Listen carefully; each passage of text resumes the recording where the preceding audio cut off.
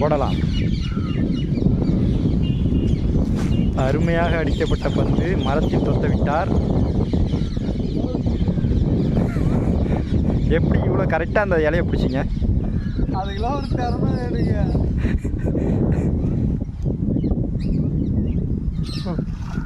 அம்மா கீழே விடுவானு.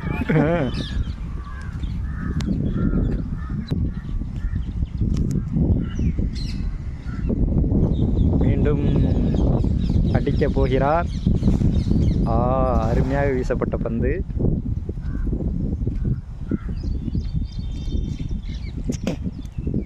கயிறு அவ்வளோதானே தம்பி? இல்லை, அந்த கரையில் வீசி அந்த அள்ளியை இழுப்பீங்கன்னு பார்த்தேன்.